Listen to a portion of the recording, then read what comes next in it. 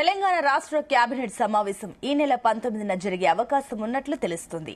June 2న నిర్వహించే రాష్ట్ర అవతరణ దినోత్సవంపై ఈ భేటీలో చర్చించనున్నారని సమాచారం. నిరుద్యోగ యువత కోసం రాష్ట్ర ప్రభుత్వం కొత్తగా రాజీవ్ యువ వికాసం పథకాన్ని ప్రారంభించింది. ఈ పథకం కింద ఎంతమంది అర్హులవుతారు, ఎంత మేర నిధులు అవసరమవుతాయన్న వివరాలపై కేబినెట్ సమావేశంలో చర్చించే అవకాశాలు ఉన్నాయి. ఇప్పటికే ఈ పథకం కింద లక్షల సంఖ్యలో అప్లికేషన్స్ వచ్చాయి. కంచగచ్చబౌలి భూముల విషయంపై కూడా మంత్రిమండలి చర్చించే అవకాశం ఉన్నట్లు సమాచారం.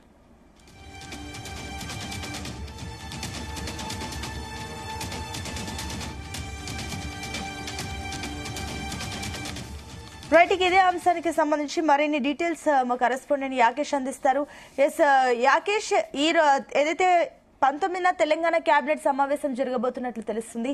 ఏంటి ఈ సమావేశంలో ఎలాంటి అంశాలు ప్రస్తావనకు వచ్చే అవకాశం?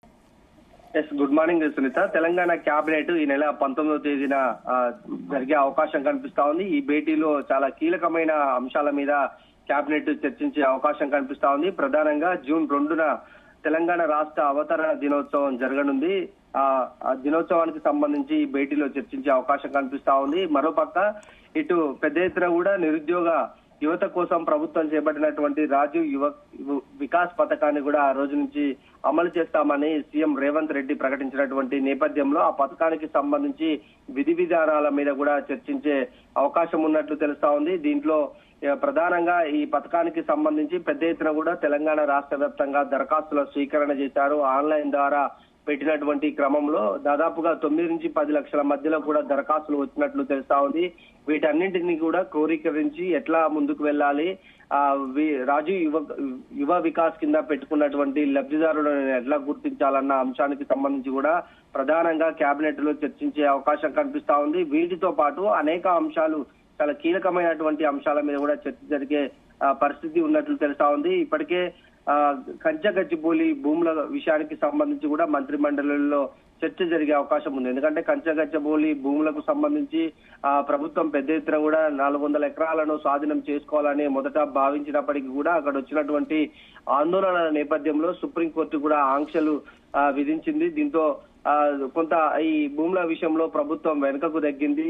అయితే తెలంగాణ రాష్ట్ర ప్రభుత్వము ఇప్పటికే అప్పుల ఊబిలో కూరుకుపోయినటువంటి నేపథ్యంలో ఎక్కడ అవకాశం ఉంటే అక్కడ అప్పులు తెచ్చుకునే పరిస్థితి కనిపిస్తా ఉంది. అయితే ప్రభుత్వానికి ఉన్నటువంటి భూములను అమ్ముకొని కొంత సొమ్ము చేసుకోవాలన్న భావన ప్రభుత్వంలో ఉన్నప్పటికీ కూడా కంచగచ్చబౌలి భూములకు సంబంధించి 400 ఎకరాలను కూడా అమ్మి కొంత రాష్ట్ర ప్రభుత్వ సంక్షేమ కార్యక్రమాలకు వాడుకోవాలన్న ఒక ఆలోచనకు కొంత ఇబ్బంది కలిగే పరిస్థితి ఉంది. దీన్ని ఎట్లా ముందుకు వెళ్ళాలి, భూములను ఎలా ముందుకు తీసుకెళ్లాలి, సుప్రీంలో ఉన్నటువంటి ఈ పిటిషన్ల నేపథ్యంలో ఎట్లా దీన్ని న్యాయపరంగా ఎలా ఎదుర్కోవాలన్న అంశం కూడా చర్చ కొనసాగే అవకాశం కనిపిస్తా ఉంది.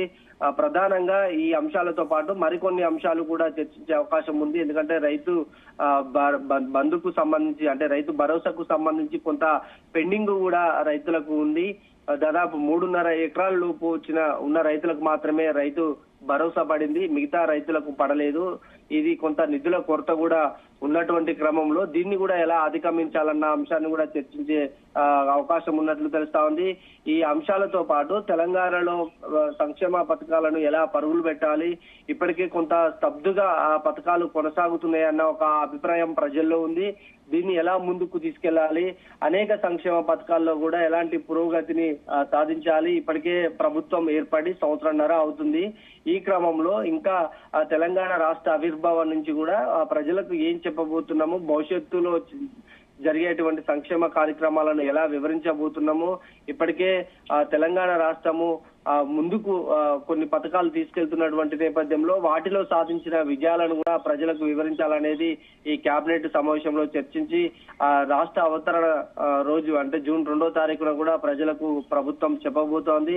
వీటితో పాటు అనేక అంశాలు కూడా ఈ కేబినెట్ లో చర్చించే అవకాశం కనిపిస్తా ఉంది. సీఎం రేవంత్ రెడ్డితో పాటు రాష్ట్ర కేబినెట్ ముఖ్యమైనటువంటి మంత్రులంతా కూడా ఈ సమావేశానికి హాజరవుతున్నట్లు తెలుస్తా ఉంది.